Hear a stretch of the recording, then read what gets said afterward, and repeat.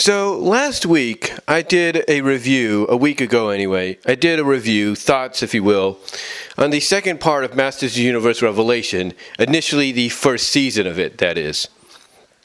And I stick by what I said there. I feel it was a decent improvement, C+ decent improvement, over the D- disappointment that was part 1. Now, are there some things in there that didn't, jive well with a lot of folks that I can agree with? Absolutely. Absolutely. I mean, one of the things that really sticks out to a lot of folks that really just irks them in a way is Teela becoming not just a new sorceress, as we pretty much predicted, but the fact that instead of like her mother, the sorceress, the original sorceress before her, she decides that instead of just saying, I have the power to become sorceress, she decides that it's going to be we. Basically invoking the fact that everybody now can access the power. And that by doing so, it allows her, unlike her mother, to be outside of Castle Grayskull, be anywhere she wants to be. And this really wasn't something that a lot of people liked. I mean, some people were okay with it. Some people were fine with it.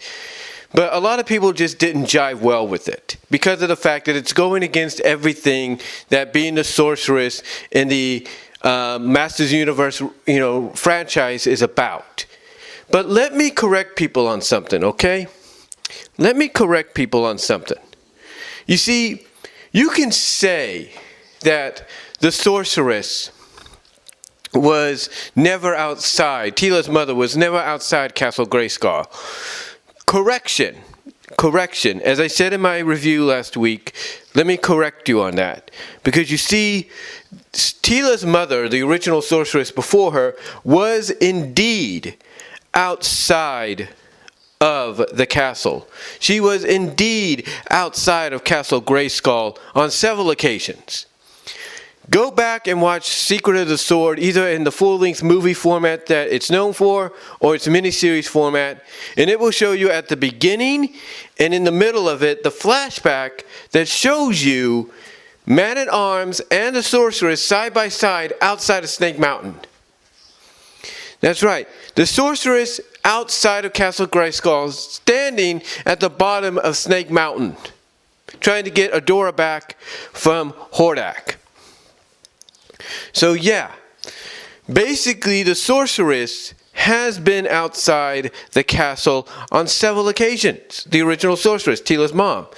So for anybody to come out and say that Teela is trying to make herself be better, as a sorcerer, as the new sorceress by being outside and out and about more so than her mom, again, like I said, correction, her mother was outside.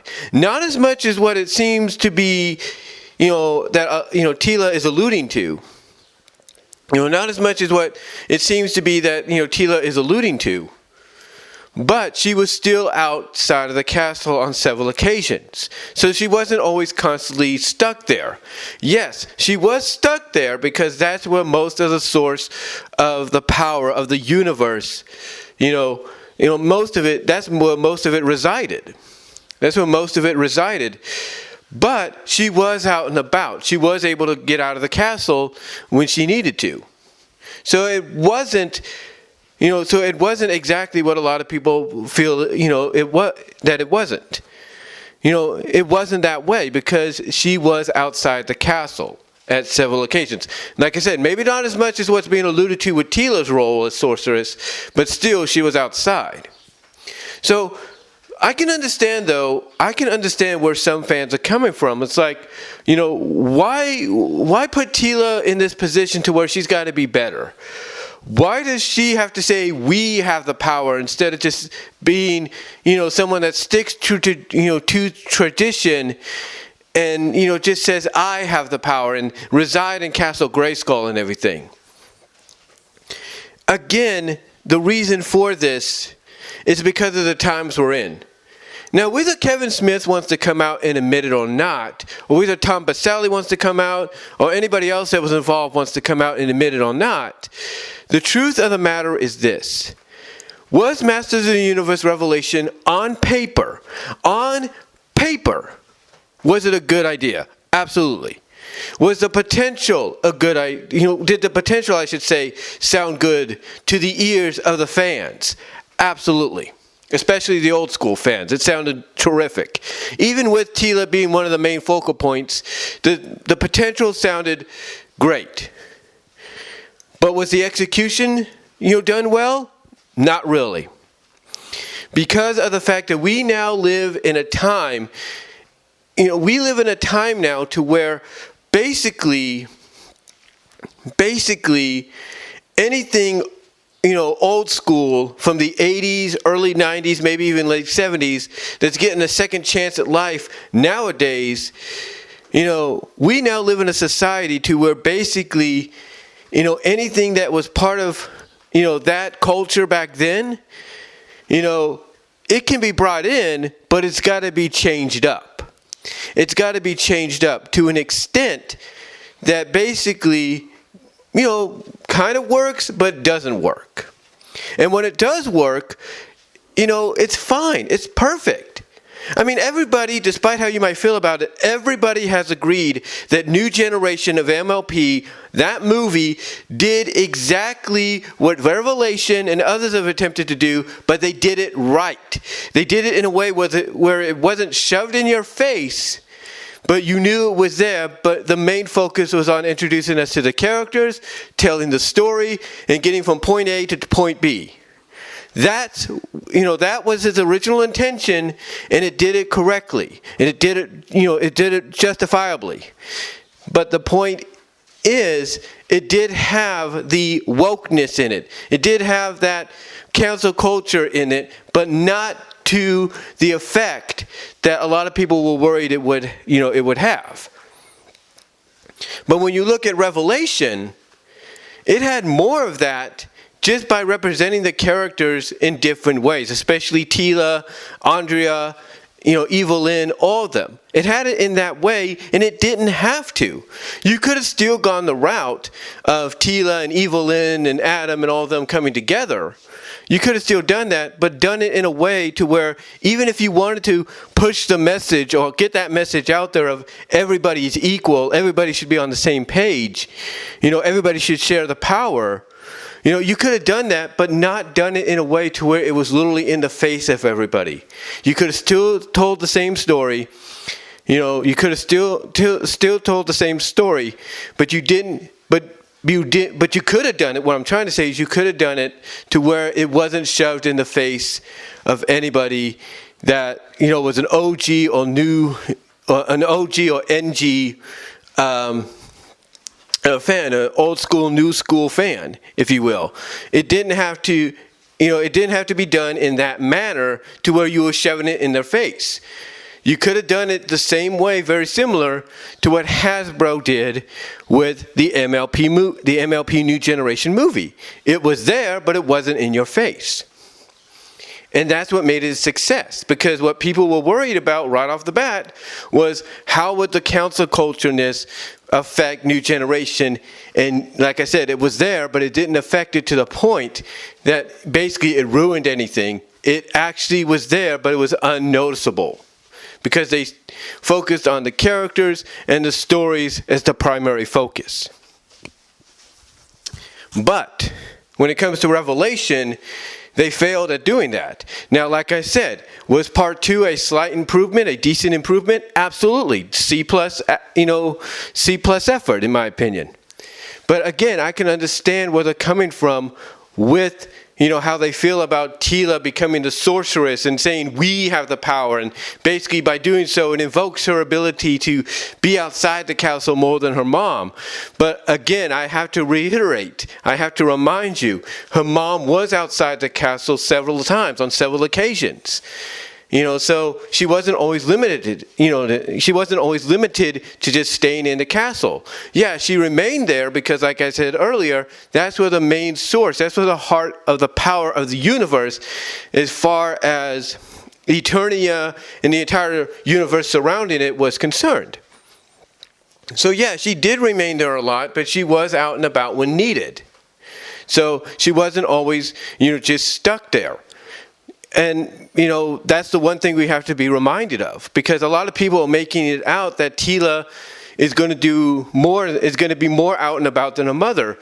And true, it does seem like that, but if I'm Powerhouse Animation, and I'm the people behind this series, and I'm planning to do a second season, a two-part second season, if you will, of Revelation on Netflix, then I listen to how fans are reacting. And one of the things I should come up with, and maybe they already have, knowing the reaction they may get, hopefully they've come up with this.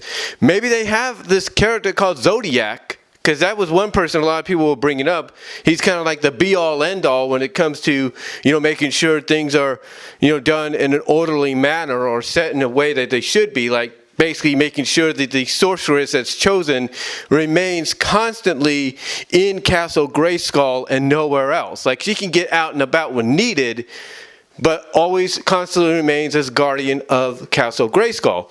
Now, they could, like I said, write a story in the second season, in the next two-part second season, if you will, season 2, to where maybe Zodiac shows up, confronts Teela, overpowers her, and basically maybe puts a barrier and says, you can go only as far as I'm going to let you, but you have to remain in Castle Grayskull. Maybe he basically makes her do that, and she doesn't like it. And yeah, maybe they might come up with a story to where she has to convince him, I can't stay here. This is not right. This is not allowing others to access the power and stuff like that. And maybe Zodiac could try to tell her, well, that's because only certain people should access the power, not everybody. So they could do a storyline like that in the second season, the next two-parter, if they do one. The potential is there. The potential is actually there for them to do it. But that's up to them if they've already got that, written up and ready to be animated and all that and brought to the Netflix streaming service in the future. That's up to them. Because again, they have the opportunity with the potential second season, the second two-part season, if you will, to not only improve on what they improved on in the second part of the first season, but really make up for what they did entirely with the initial season of Revelation. They have the opportunity. They do. I mean, here's the thing. At the end of this, you have the Horde basically being teased as coming in. You have Skeletor being infected with this techno-virus, turning him into a techno-slave or techno-zombie or whatever you want to call it. Or a techno-tor, if you will. Skeletor, techno-tor, if you get my drift. You have that teased. You have, like I said, you have the Horde and Hordak showing up being teased. You have the potential to bring in She-Ra, potentially, your incarnation of She-Ra. But then again, they could decide, like I said in the original video last week, they could decide to say, you know what, we want to really redeem Evelyn. We want to really redeem her. Evelyn, the former Evil Lyn. We want to really redeem her. So you know what we're going to do? We're going to give her access to the power, and we're going to make her our incarnation of She-Ra. She's going to be the She-Ra of this new version of Masters of the Universe. She's going to wield that power. And they could do that. They could also do it with Andrea. They could go from making her man-at-arms, the new man, woman-at-arms, to making her the new She-Ra. For all we know. They could do that. But I think, if anything, if they really want to change it up and basically, stick to the guns, as some people point out with what they did here in the first part, you could have Evil Lyn basically, Evelyn, if you will, become the new She-Ra as a full redemption. Like I said in my video last week, when Astronema, Andros' sister, was brought in space. I think her name was Kira or something. Kira, I think her name was Kira. I can't think of it right now. But basically, Kira the former astronomer in Power Rangers in Space, when she was brought into Lost Galaxy to take over as the new Pink Ranger, that showed a full circle redemption of her. Like, she had come so far in her redemption that now she was able to become something that she first originally fought against and embrace it. And when they did this reunion legendary battle thing many years later, you see her putting on the helmet saying she loves being a ranger, and it flashes from Kira's face to the astronomer face before she puts the helmet on. And it's like, hey, that's pretty much the way of saying that even a villainess like Astronomer can come full circle. And they might do that with Evelyn. They might. Just to stick to the guns that, hey, everybody deserves not only a second chance, but everybody should have the power. And when you think about it, they teased Evelyn potentially having the power when she did access the power in the final episodes of the second half. And it was only through, Sorceress Teela, the new Sorceress Teela, showing her the beauty that she was blinded to because of her disdain for the world, because all she believed the world had was darkness and everything. The universe had all was darkness. Being able to show her the beauty, before she basically gave up the power and was, basically returned back to normal, she basically was able to return back, she was basically restored to normal. We saw briefly of her being, in power. We saw her become, as some people would say, a goddess, if you will. But when you think about it, maybe that was done for a reason. Maybe that was done because of the fact that when you get down to it, they might have been showing us potentially what she's going to look like. Maybe they'll change up the look and everything, or add on to it as well. Well, like I said, what I should say is maybe they'll change up the look a little bit and add on to it as well, to what she'll look like when she becomes the new She-Ra, if they decide to bring her into that role instead of bringing in Adora, and the version of Adora, She-Ra, into the series to combat the Horde, to combat Hordak, and reveal the fact that, hey, He-Man does have a twin sister who has a right to the power. So they could do that. They could potentially do that and stick to the guns, like I said.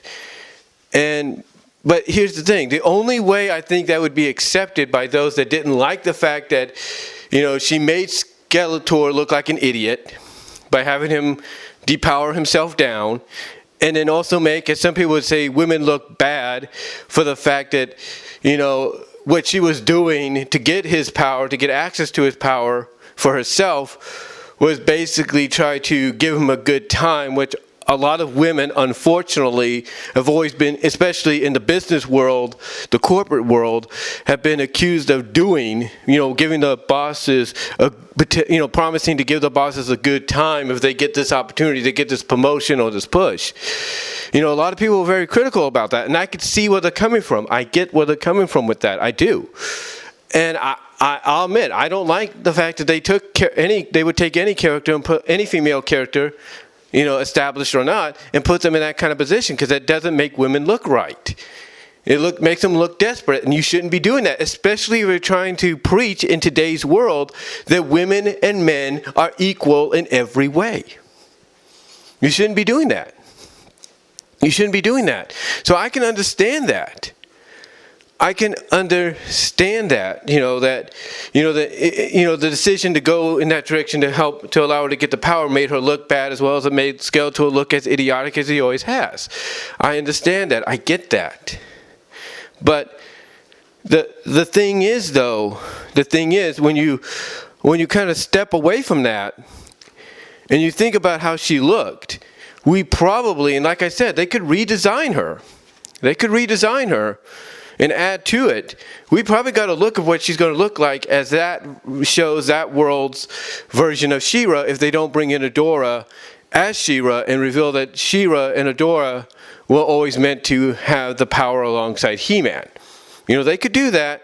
But we'll have to see what they have planned. But like I said, I understand where folks are coming from with a lot of these decisions that they made. I mean, like I said, they don't like the fact that Teela as the new sorceress, is able to be outside more than her mom, as with the power and everything, because now we all have the power instead of just I. But again, her mother has been outside before.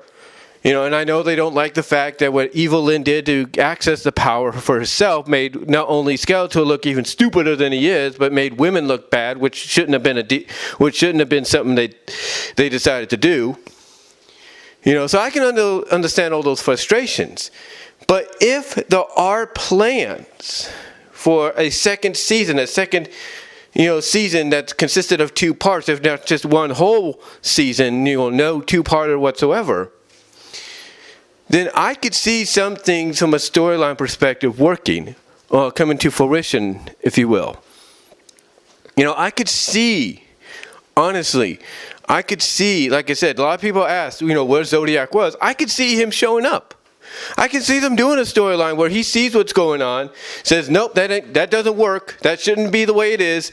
And he could trap Sorceress Teela in Castle Grayskull and said, look, I'm going to let you be able to go outside as far as, let's say, Snake Mountain and all that, and that's about it. But you have to stay within the length, within, I guess you could say the distance of Castle Grayskull, because that's where the main power of everything is, and that's where the sorceress should be, or needs to be. I could see something like that happening, to where that storyline throughout the series, or throughout the season, plays out, to where Teela has to argue with him, or go back and forth with him, and say, look, that's not right. It's not right. This is not right. And everybody should have access to the power. And maybe, like I said, you could have Zodiac basically say, I understand where you're coming from, but you have to also understand there are certain people in this world, in this universe, that shouldn't have access to the power, which is why the sorceress is only limited to where she can go, and that she's always remains in Castle Grayskull. So I could see them doing a storyline there.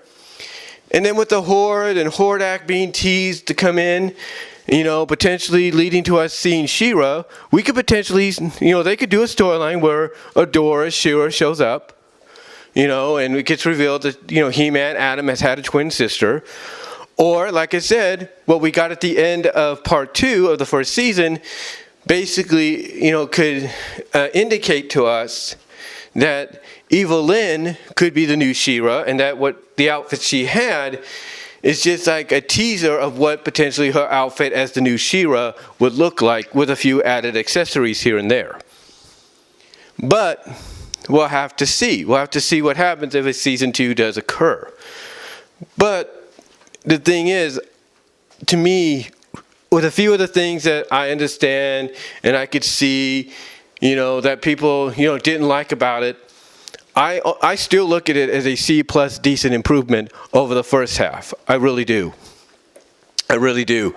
And I think what they need to do, if they are doing a second season, whether it's 2 parts again or one whole season, they need to take a lot of that improvement that they did in the second half and amp it up for that next season, so that they don't have any discredits, they don't have any criticism from anybody, whether it's OG fans or new school fans or whatever. They need to take what they did, improvement-wise in the second half, and run with it in the next season, whether it's 2 parts or it's a whole season. But what do you guys think? What did you think overall about Masters Universe, the second half? The second Masters Universe Revelation, the second half of it. What did you think of it? Overall, do you agree with how some people felt about it? And some of the decisions they made. What are your thoughts of potentially could be, occurring in the second season if one is done? Do you think, Evelyn will be this show's version of She-Ra? Did her becoming kind of a master herself give away the idea that that's where that's the direction they're going with her as far as full redemption is concerned? What are your thoughts about, people feeling that Teela saying we have the power instead of I? What are your thoughts on them feeling the way they did about that? And do you think maybe that creatively, if we're getting a second season, that Zodiac, as some people point out, is going to come in and maybe in story try to talk sense to Teela about this is how things need to be, whether you like it or not, and that you have Teela trying to go against that and say, no, this is, we need to go this route. What are your thoughts? How do you feel about all that? Let me know down below in the comments as well in the live chat during the premiere. Like the video. Check me out at my Teespring store for any merchandise you want to get for the holiday season. Also, check me out at BW Rose's discussions on all your favorite audio podcast locations except for Pandora. I'm very close to 300 on there, guys, so get ready for that. Also, check me out at BW Roses on VENMO, and check me out at BW Roses on Patreon for the $1, $3 tiers, and check me out at Venmo if you want to help donate there as well. So until next time, guys, I will talk to y'all later.